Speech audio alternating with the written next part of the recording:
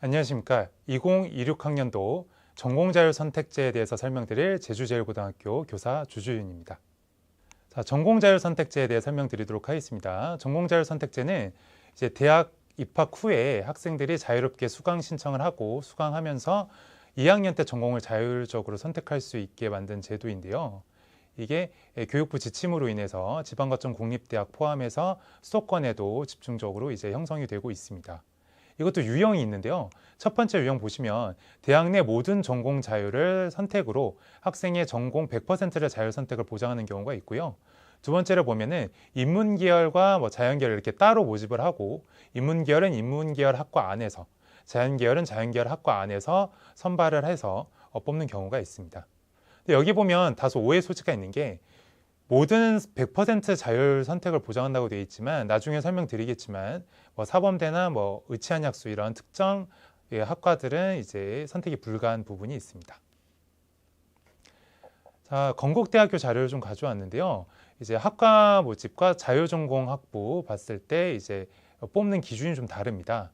우선 학과 모집, 일반 학과 같은 경우는 학업 역량 30, 진로 역량 40, 그리고 공동체 역량 30인 반면 자율전공학부는 학업 역량 20, 성장 역량 50, 그리고 공동체 역량 30으로 이루어져 있습니다.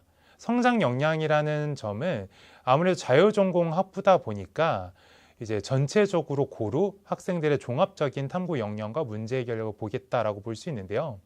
근데 이게 대학에서 이제 입학 설명회 할 때 가서 이제 물어봐도 이게 하나의 학과를 충실하게 이수한 학생도 뽑고 다방면으로 한 학생도 뽑는다 이렇게 이제 두루뭉실하게 설명을 해주는 경우가 많아서 이제 본인의 활동에 연계성이 있다라고 판단이 되고 자신이 있다면 이제 자율전공학부에 도전해 보는 것도 좋을 것 같습니다.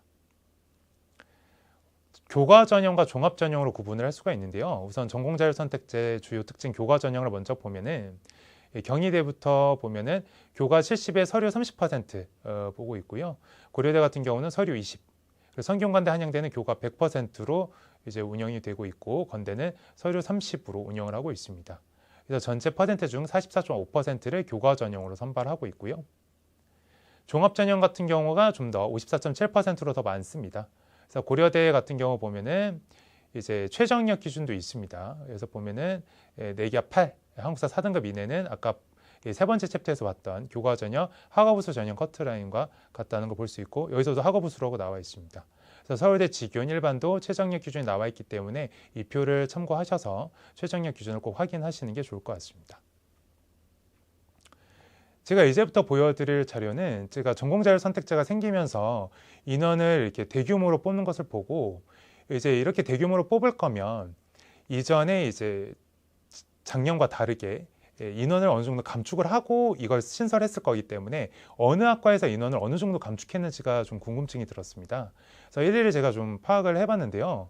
보면 한양 인터칼리지 전형 같은 경우에는 모집 인원을 250으로 했습니다. 2025 대입부터 생겼는데 2026 대입도 마찬가지로 250명을 뽑고 있는데요. 차이는 크게 없고요. 2026 대입 같은 경우는 면접형에 20명 정도를 추가해서 서류형에서 분리가 됐다 정도만 차이가 있습니다. 그래서 보시면 인문과 자연의 인원이 9획이 되어 있는데요.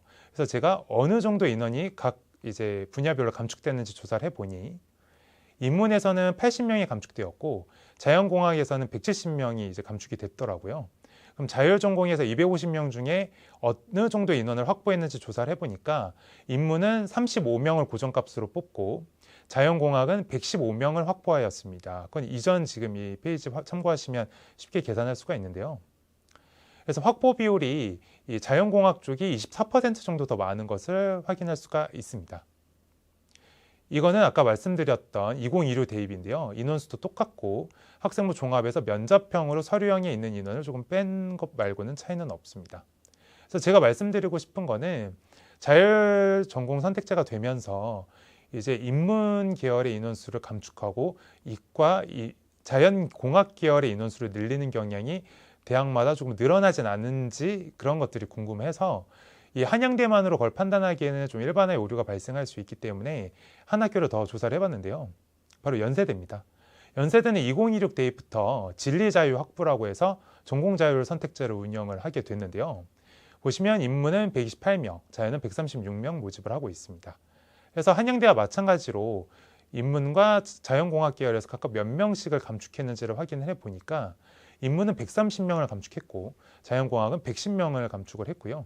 확보 인원은 사실 인문도 98%나 많았는데 차이가 뭐냐면 이 한양대와 달리 전체 인원을 증원을 시켰습니다. 그래서 새로운 이제 전공자율 선택제를 운영하면서 총 62명을 증원해 3,551명을 선발하게 되었는데요. 근데 문제는 증원에 있는 인원들이 생명과학부, 모빌리티 시스템 전공이 신설됨으로 인해서 이제 45명도 다 이과로 증원이 됐기 때문에 실질적으로는 전공자율 선택제가 도입되면서 인문보다는 자연공학 쪽의 인원수를 자연스럽게 늘리는 경향성으로 가고 있다는 것을 수도권 중심 대학을 통해서 확인을 할 수가 있었습니다. 그래서 지원할 때 이런 것도 고려해서 좀 지원 전략을 짜시는 것도 혹시나 조금이나마 도움이 될까 해서 조사를 해봤고요. 그리고 한양대 같은 경우를 이제 보게 되면은 이제 50% 컷, 70% 컷, 그리고 추천형, 서류형으로 전형을 이제 구획해서 지금 표시를 해보았습니다. 커트라인은 사실 크게 다르진 않은데요. 여기서 이제 주요로 설명드릴 부분은 보시면 의과대학, 간호대학, 사범대학, 예술체육대와 음악대학, 기악학과는 선택을 할 수 없다는 점입니다.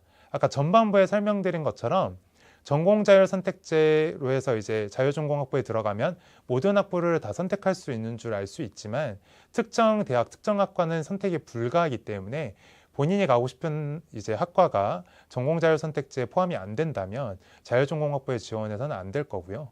그리고 커트라인은 뛰어나게 엄청 높게 형성되어 있지는 않습니다만 전체적으로 자유전공학부에 지원하는 학생의 전체 추이를 보면은 일반적으로 타학과보다는 성적 비율이 좀 높은 학생이 많다는 점도 대기업의 상세 프로그램을 보면은 판단할 수 있는 부분이라 자유전공학부를 지원을 희망한다면 담임 선생님과 밀도 있는 상담이 필요할 것으로 판단이 됩니다. 연세대입니다. 연세대도 제외되는 학과가 많습니다. 보시면 도고동문학과도 자유전공 아까 진리자유학부를 들어가도 갈 수 없고요. 도시공학과나 뭐 사회환경 시스템공학부 이런 학부들도 지원이 불가하기 때문에 이런 부분도 충분히 고려하셔야 될 부분이라고 생각이 듭니다. 지금까지 2016 대입 주요 사항, 그 중에서 대입 기본 사항과 학생부 종합 전형, 그리고 교과 전형, 전공자율 선택제 4항목에 대해서 알아봤습니다.